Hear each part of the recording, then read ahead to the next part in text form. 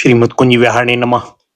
श्री स्वामी हरिदास विजय तीर्थराम, श्री योगल सरकार, सदगुरुदेव और आप सभी रसिक भक्त वृंदों के श्री चरणों में दास का साष्टांग दंडवत प्रणाम। आज श्रीमद् भागवत महापुराण के दशम स्कंद के अंतर्गत 47वां अध्याय उद्धव तथा गोपियों की बातचीत और भ्रमर गीत।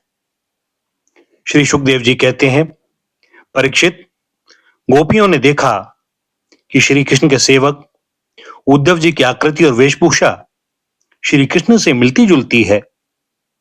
घुटनों तक लंबी लंबी भुजाएं हैं, नूतन कमल दल के समान कोमल नेत्र हैं, शरीर पर पीतांबर धारण किए हुए हैं, गले में कमल पुष्पों की माला है, कानों में मणि जटित कुंडल झलक रहे हैं और मुखारविंद अत्यंत प्रफुल्लित है। पवित्र मुस्कान वाली गोपियों ने आपस में कहा, यह पुरुष देखने में तो बहुत सुंदर है, परंतु यह है कौन? कहां से आया है? किसका दूत है? इसने श्री कृष्ण जैसी वेशभूषा क्यों धारण कर रखी है?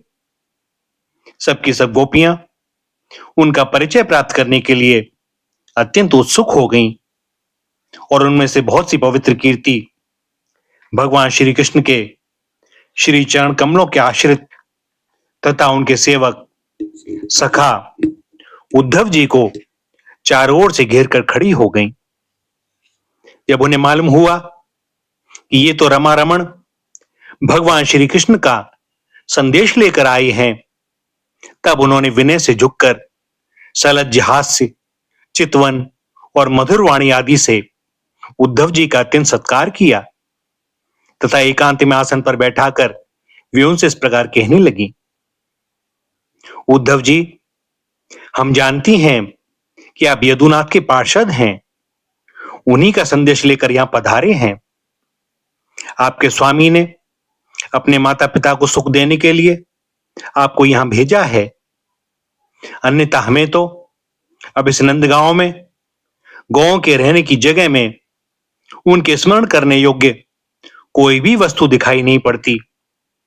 माता पिता आदि सगे संबंधियों का स्नेह बंधन तो बड़े बड़े ऋषि मुनि भी बड़ी कठिनाई से छोड़ पाते हैं। दूसरों के साथ जो प्रेम संबंध का स्वांग किया जाता है, वह तो किसी न किसी स्वार्थ के लिए ही होता है। भौरों का पुष्पों से और पुरुषों का स्त्रियों से ऐसा ही स्वार्थ का प्रेम संबंध होता है।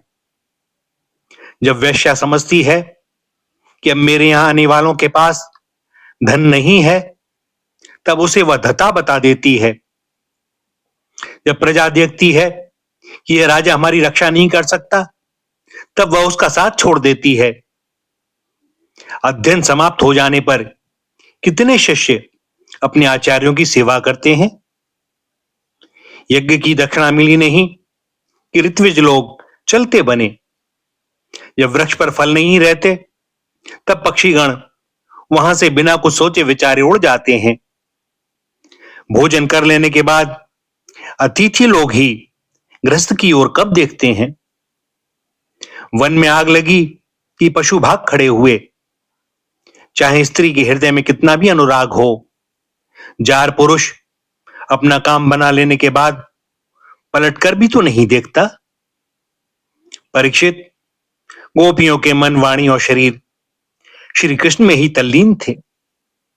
जब भगवान श्री कृष्ण के दूत बनकर उद्धव जी ब्रज में आए, तब वे उनसे इस प्रकार बात कहते कहते यह भूल ही गईं कि कौन सी बात किस तरह किसके सामने कहनी चाहिए। भगवान श्री कृष्ण ने बचपन से लेकर किशोर अवस्था तक जितनी भी लीलाएं की थीं, उन सब की याद कर इस गोपियां उनका गान करने लगी। वे आत्मविस्मृत होकर स्त्री सुलभ लज्जा को भी भूल गईं और फूट फूट कर रोने लगी। एक गोपी को उस समय स्मरण हो रहा था भगवान श्री कृष्ण के मिलन की लीला का। उसी समय उसने देखा कि पास ही एक भंवरा गुनगुना रहा है। उसने ऐसा समझा मानो मुझे रूठी हुई समझकर श्री कृष्ण ने मनाने के लिए दूत भेजा हो। वह गोपी भुवने से इस प्रकार कहने लगी। गोपी ने कहा, रे मधुप, तू कपटी का सखा है, इसलिए तू भी कपटी है। तू हमारे पैरों को मत छू, झूठे प्रणाम करके हमसे अनुनय विनय मत कर। हम देख रही हैं कि श्री कृष्ण की जो वनमाला हमारी सौतों के वक्षस्थल के स्पर्श से मसली हुई है, उसका पीला पीला कुमकुम तेरी मूछों पर भी लगा हुआ है। तू स्वयं भी तो किसी कुसुम से प्रेम नहीं करता, यहां से वहां उड़ा करता है। जैसे तेरे स्वामी वैसा ही तू। मधुपति श्री कृष्ण मथुरा की मानिनी नायिकाओं को मनाया करें। उनका वह कुमकुम रूप कृपा प्रसाद जो यदुवंशियों की सभा में उपहास करने योग्य है, अपने ही पास रखें। उसे तेरे द्वारा यहां भेजने की क्या आवश्यकता है? जैसा तू काला है वैसे ही वे भी हैं। तू भी पुष्पों का रस लेकर उड़ जाता है, वैसे ही वे भी निकले। उन्होंने हमें केवल एक बार, हां ऐसा ही लगता है, केवल एक बार अपनी तनिक से मोहिनी और परम मादक अधर सुधा पिलाई थी, और फिर हम भोली भाली गोपिकाओं को छोड़कर वे यहां से चले गए।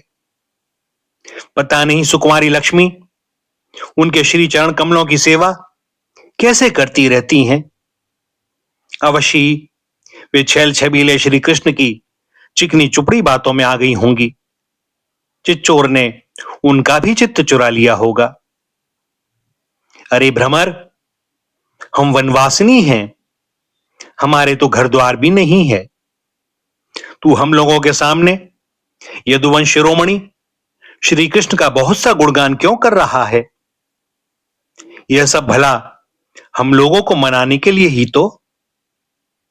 परंतु नहीं नहीं, वे हमारे लिए कोई नए नहीं हैं, हमारे लिए तो जाने पहचाने बिल्कुल पुराने हैं। तेरी चापलूसी हमारे पास नहीं चलेगी। तू जा, यहां से चला जा, और जिनके साथ सदा विजय रहती है उन श्री कृष्ण की मधुपुर वासिनी सखियों के सामने जाकर उनका गुणगान कर। वे नई हैं, उनकी लीलाएं कम जानती हैं, और इस समय वे उनकी प्यारी हैं। उनके हृदय की पीड़ा उन्होंने मिटा दी है। वे तेरी प्रार्थना स्वीकार करेंगी, तेरी चापलूसी से प्रसन्न होकर तुझे मुंह मांगी वस्तु देंगी। मोहरे, वे हमारे लिए छटपटा रहे हैं, ऐसा तू क्यों कहता है? उनकी कपट भरी मनोहर मुस्कान और बाहों के इशारे से जो वश में ना हो जाए, उनके पास दौड़ी ना आवे, ऐसी कौन सी स्त्रियां हैं? अरे अनजान, स्वर्ग में, पाताल में और पृथ्वी में ऐसी एक भी स्त्री नहीं है। औरों की तो बात ही क्या, स्वयं लक्ष्मी जी भी उनके चरण रज की सेवा किया करती हैं। फिर हम श्री कृष्ण के लिए किस गिनती में हैं? परंतु तू उनके पास जाकर कहना कि तुम्हारा नाम तो उत्तम श्लोक है, अच्छे अच्छे लोग तुम्हारी कीर्ति का गान करते हैं, परंतु इसकी सार्थकता तो इसी में है न कि तुम दीनों पर दया करो। नहीं तो श्री कृष्ण तुम्हारा उत्तम श्लोक नाम झूठा पड़ जाता है। अरे मधुकर, देख, तू मेरे पैर पर सिर मत टेक। मैं जानती हूं कि तू अनुनय विनय करने में, क्षमा याचना करने में बड़ा निपुण है। मालूम होता है तू श्री कृष्ण से यही सीख कर आया है कि रूठे हुए को मनाने के लिए दूत को, संदेशवाहक को कितनी चाटुकारिता करनी चाहिए। परंतु तू समझ ले, यहां तेरी दाल नहीं गलने की। देख, हमने श्री कृष्ण के लिए ही अपने पति, पुत्र और दूसरे लोगों को छोड़ दिया, परंतु उनमें तनिक भी कृतज्ञता नहीं। वे ऐसे निर्मोही निकले कि हमें छोड़कर चलते बने। अब तू ही बता, ऐसे अकृतज्ञ के साथ हम क्या संधि करें? क्या तू अब भी कहता है कि उन पर विश्वास करना चाहिए? एरे मधुप, जब वे राम बने थे तब उन्होंने कपिराज बाली को व्याध के समान छिपकर बड़ी निर्दयता से मारा था। बेचारी शूर्पणखा कामवश उनके पास आई थी, परंतु उन्होंने अपनी स्त्री के वश होकर उस बेचारी के नाक कान काट लिए और इस प्रकार उसे कुरूप कर दिया। ब्राह्मणों के घर वामन के रूप में जन्म लेकर उन्होंने क्या किया? बलि ने तो उनकी पूजा की, उनकी मुंह मांगी वस्तु दी और उन्होंने उसकी पूजा ग्रहण करके भी उसे वरुण पास से बांधकर पाताल में डाल दिया।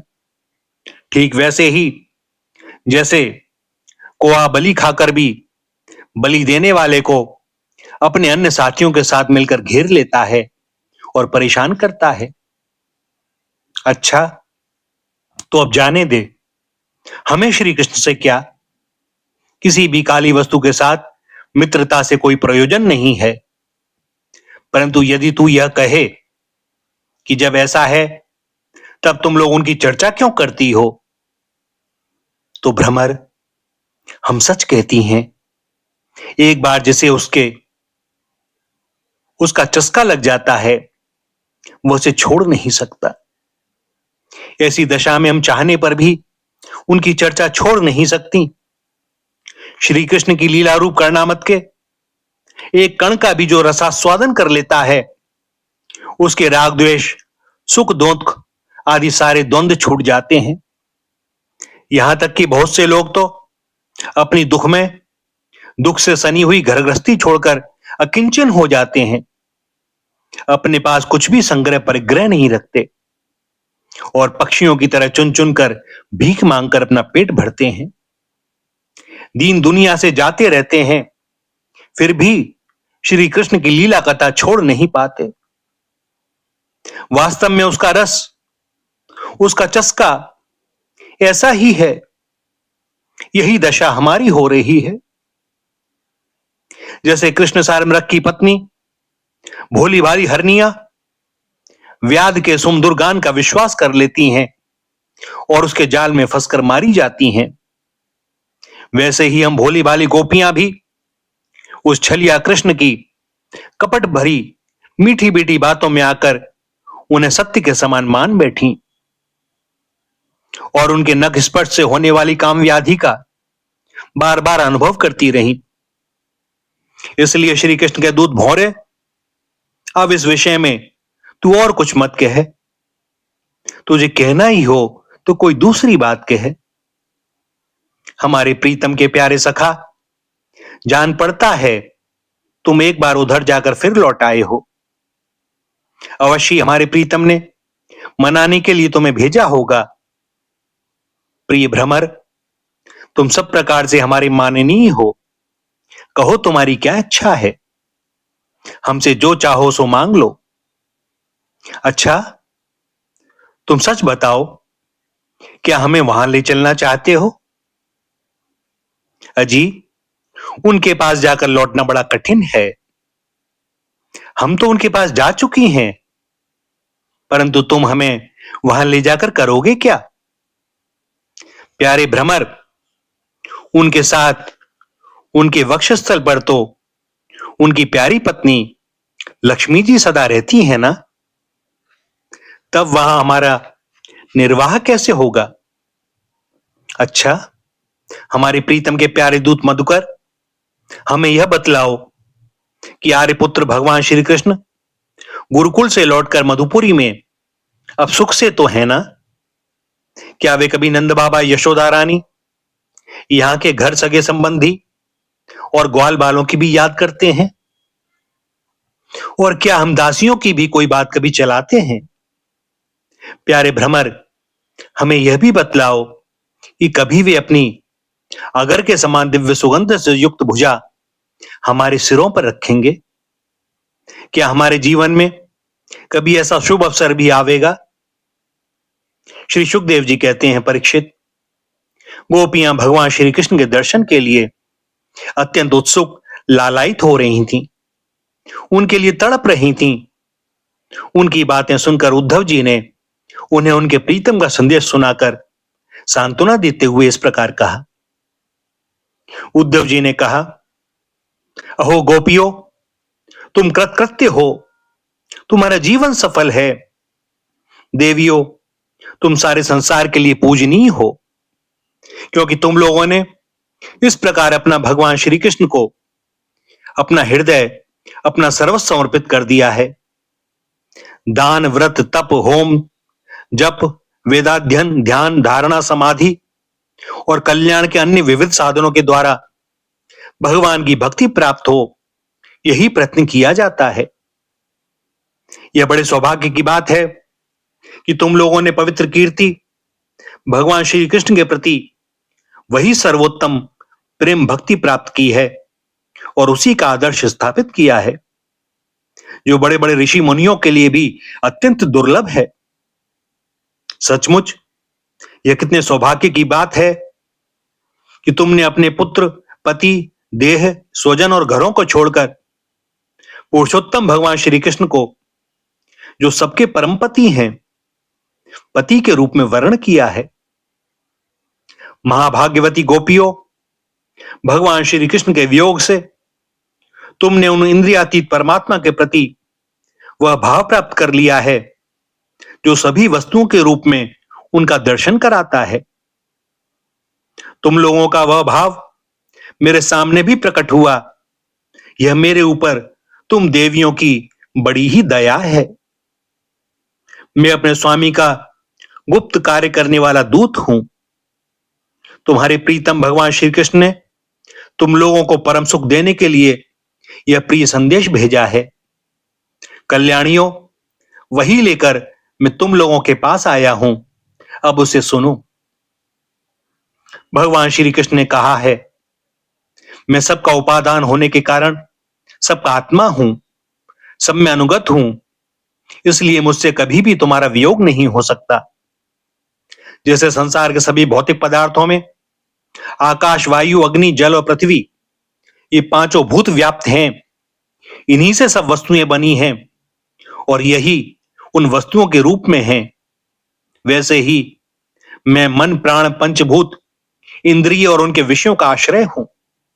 वे मुझ में हैं, मैं उनमें हूं, और सत्य पूछो तो मैं ही उनके रूप में प्रकट हो रहा हूं।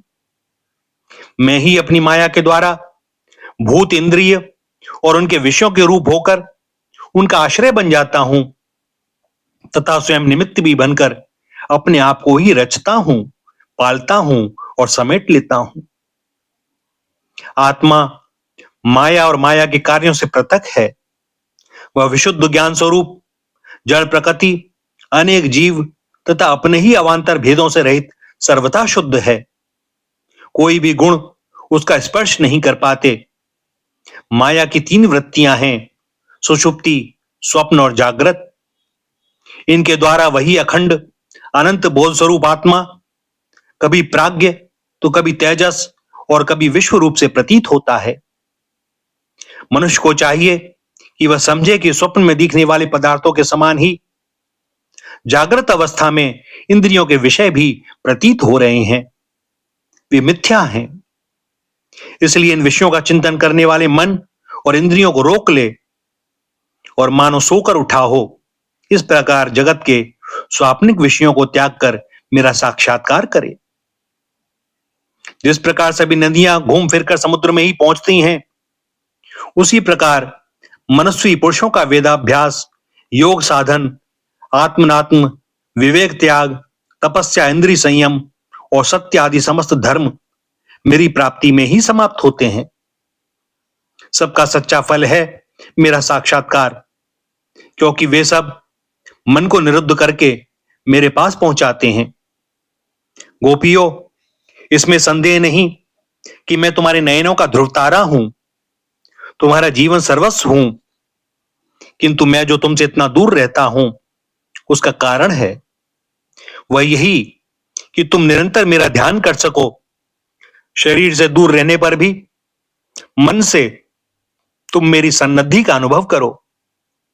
अपना मन मेरे पास रखो, क्योंकि स्त्रियां और अन्यान्य प्रेमियों का चित्त अपने परदेशी प्रीतम में जितना निश्चल भाव से लगा रहता है, उतना आंखों के सामने पास रहने वाले प्रीतम में नहीं लगता। अशेष वृत्तियों से रहित संपूर्ण मन मुझ में लगाकर जब तुम लोग मेरा अनुस्मरण करोगी, तब शीघ्र ही सदा के लिए मुझे प्राप्त हो जाओगे। कल्याणियों, जिस समय मैंने वृंदावन में शारदी पूर्णिमा की रात्रि में रास क्रीड़ा की थी, उस समय जो गोपियां स्वजनों के रोक लेने से ब्रज में ही रह गईं, मेरे साथ रास विहार में सम्मिलित ना हो सकी, वे मेरी लीलाओं का स्मरण करने से ही मुझे प्राप्त हो गई थीं। श्री सुखदेव जी कहते हैं, परीक्षित, अपने प्रीतम श्री कृष्ण का यह संदेशा सुनकर गोपियों को बड़ा आनंद हुआ। उनके संदेश से उन्हें श्री कृष्ण के स्वरूप और एक एक लीला की स्मृति होने लगी। प्रेम से भरकर उन्होंने उद्धव जी से कहा। गोपियों ने कहा, उद्धव जी, यह बड़े सौभाग्य की और आनंद की बात है कि यदुवंशियों को सताने वाला पापी कंस अपने अनुयायियों के साथ मारा गया। यह भी कम आनंद की बात नहीं कि श्री कृष्ण के बंधु बांधव और गुरुजनों के सारे मनोरथ पूर्ण हो गए तथा अब हमारे प्यारे श्याम सुंदर उनके साथ सकुशल निवास कर रहे हैं। किंतु उद्धव जी, एक बात आप हमें बतलाइए। जिस प्रकार हम अपनी प्रेम भरी लजीली मुस्कान और उन्मुख चितवन से उनकी पूजा करती थीं और वे भी हमसे प्रेम करते थे, उसी प्रकार मथुरा की स्त्रियों से भी वे प्रेम करते हैं या नहीं? तब तक दूसरी गोपी बोल उठी, अरे सखी, हमारे प्यारे श्याम सुंदर तो प्रेम की मोहिनी कला के विशेषज्ञ हैं। सभी श्रेष्ठ स्त्रियां उनसे प्यार करती हैं। फिर भला जब नगर की स्त्रियां उनसे मीठी मीठी बातें करेंगी और हाव भाव से उनकी ओर देखेंगी, तब वे उन पर क्यों ना रीझेंगे? दूसरी गोपियां बोली, साधो, आप यह तो बतलाइए कि जब कभी नागरी नारियों की मंडली में कोई बात चलती है और हमारे प्यारे स्वच्छंद रूप से बिना संकोच के जब प्रेम की बातें करने लगते हैं, तब क्या कभी प्रसंगवश हम गंवार ग्वालिनों की भी याद करते हैं? कुछ गोपियों ने कहा, उद्धव जी, क्या कभी श्री कृष्ण उन रात्रियों का स्मरण करते हैं जब कुमुदनी तथा कुंद के पुष्प खिले हुए थे, चारों ओर चांदनी छिटक रही थी और वृंदावन अत्यंत रमणीय हो रहा था? उन रात्रियों में ही उन्होंने रास मंडल बनाकर हम लोगों के साथ नृत्य किया था। कितनी सुंदर थी वह रासलीला। उस समय हम लोगों के पैरों के नूपुर रुंझुन रुंझुन बज रहे थे। हम सब सखियां उन्हीं की सुंदर सुंदर लीलाओं का गान कर रही थी और वे हमारे साथ नाना प्रकार से विहार कर रहे थे। कुछ दूसरी गोपियां बोल उठी, उद्धव जी, हम सब तो उन्हीं के विरह की अग्नि में जल रही हैं। देवराज इंद्र जैसे जल बरसाकर वन को हरा भरा कर देते हैं, उसी प्रकार क्या कभी श्री कृष्ण भी अपने कर स्पर्श आदि से हमें जीवन दान देने के लिए यहां आवेंगे? तब तक एक गोपी ने कहा, अरे सखी, अब तो उन्होंने शत्रुओं को मारकर राज्य पा लिया है। जिसे देखो वही उनका सुहृद बना फिरता है। अब वे बड़े बड़े नरपतियों की कुमारियों से विवाह करेंगे, उनके साथ आनंद पूर्वक रहेंगे। यहां हम गंवार ग्वालिनों के पास क्यों आवेंगे? दूसरी गोपी ने कहा, नहीं सखी, भगवान श्री कृष्ण तो स्वयं लक्ष्मीपति हैं। उनकी सारी कामना पूर्ण ही हैं। वे कृतकृत्य हैं। हम वनवासिनी ग्वालिनों अथवा दूसरी राजकुमारियों से उनका कोई प्रयोजन नहीं है। हम लोगों के बिना उनका कौन सा कार्य अटक रहा है? देखो, वैश्या होने पर भी पिंगला ने क्या ही ठीक कहा है। संसार में किसी की आशा न रखना ही सबसे बड़ा सुख है। यह बात हम जानती हैं, फिर भी हम भगवान श्री कृष्ण के लौटने की आशा छोड़ने में असमर्थ हैं। उनके शुभागमन की आशा ही तो हमारा जीवन है। हमारे प्यारे श्याम सुंदर ने, जिनकी कीर्ति का गान बड़े बड़े महात्मा करते रहते हैं, हमसे एकांत में जो मीठी मीठी प्रेम की बातें की हैं, उन्हें छोड़ने का, भुलाने का उत्साह भी हम कैसे कर सकती हैं? देखो तो, उनकी इच्छा न होने पर भी स्वयं लक्ष्मी जी उनके चरणों से लिपटी रहती हैं। एक क्षण के लिए भी उनका अंग संग छोड़कर कहीं नहीं जाती। उद्धव जी, यह वही नदी है जिसमें वे विहार करते थे। यह वही पर्वत है जिसके शिखर पर चढ़कर वे बांसुरी बजाते थे। ये वे ही वन हैं जिसमें वे रात्रि के समय रासलीला करते थे। और ये वे ही गौएं हैं जिनको चराने के लिए वे सुबह शाम हम लोगों को देखते हुए आते जाते थे।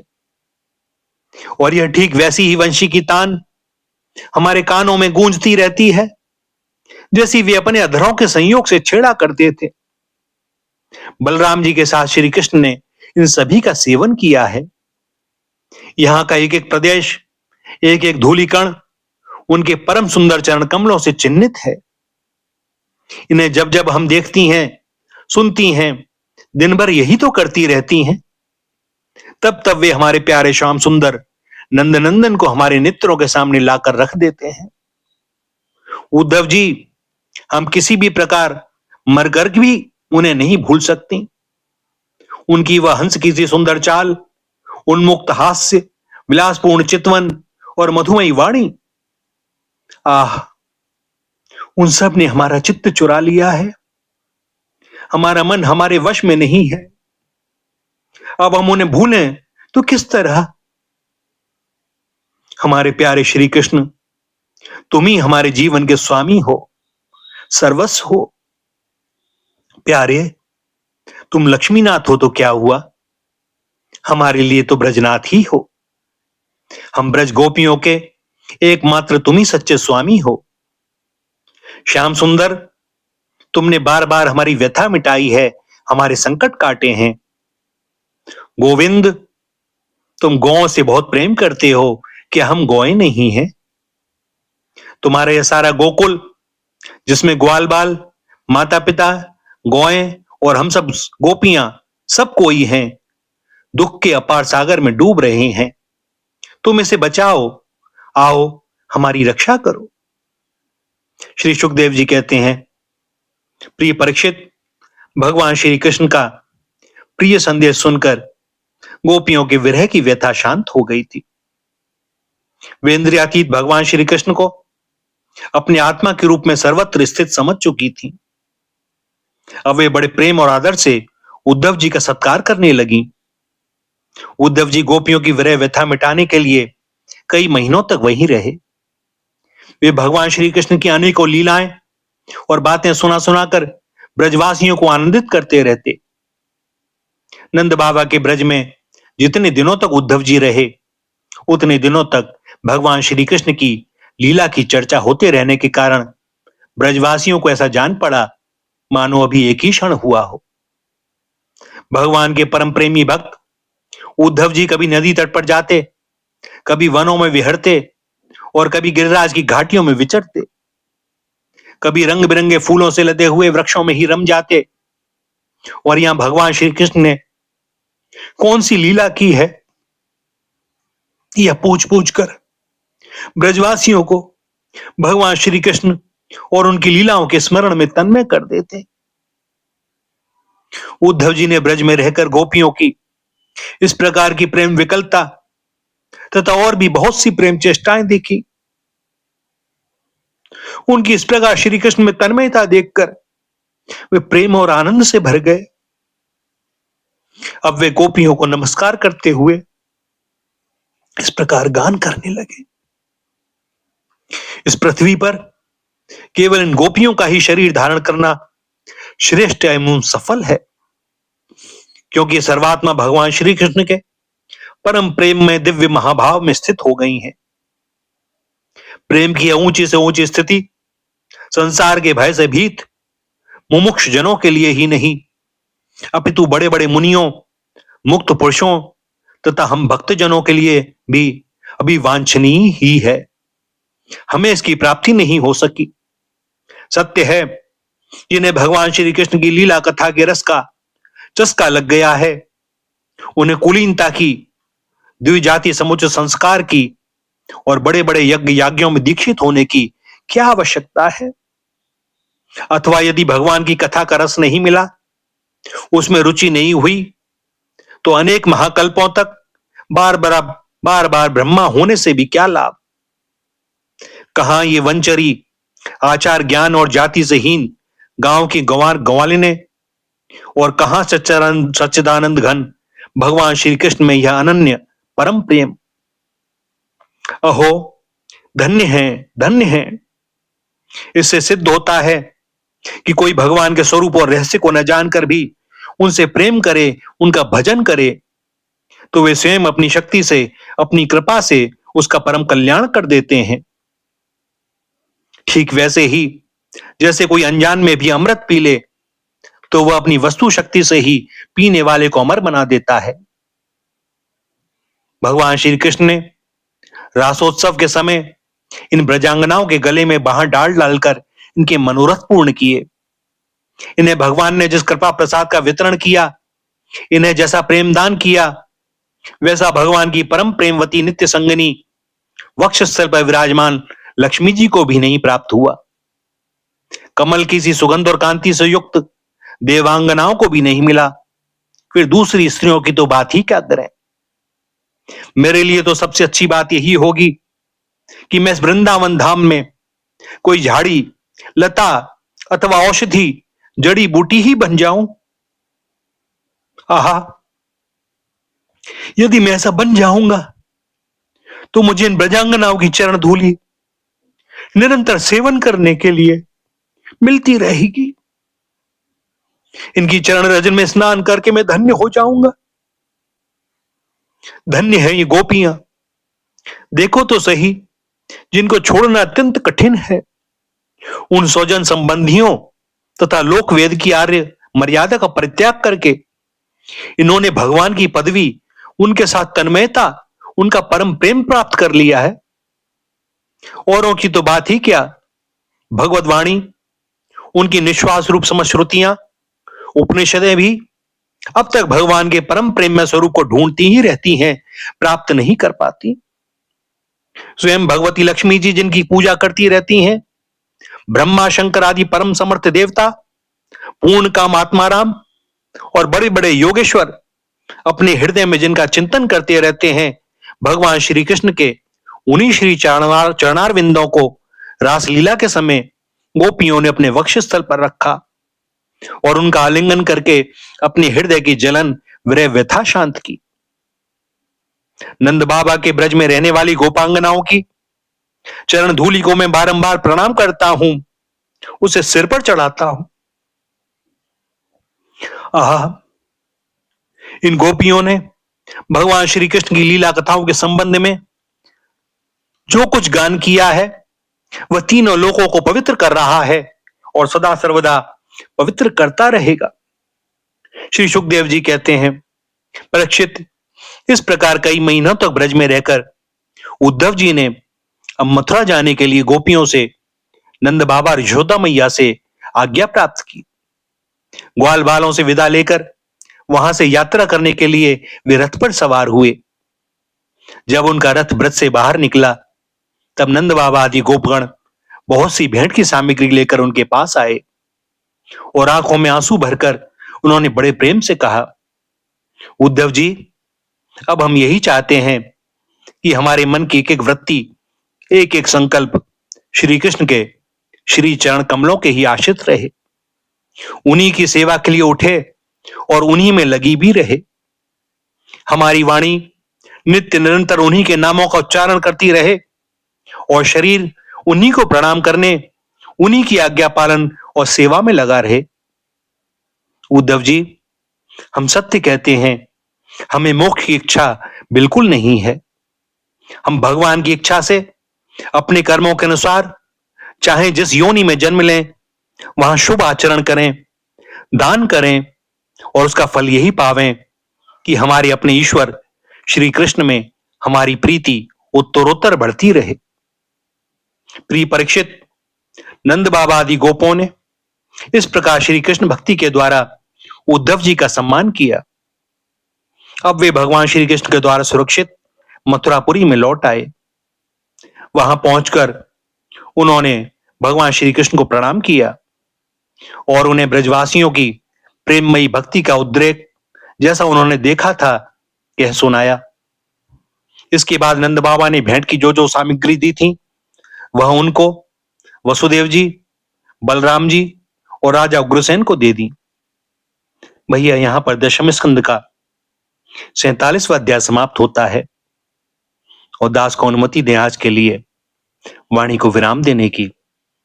आगे श्री हरि की जैसी जो इच्छा। श्री राधा, श्री राधा, श्री राधा।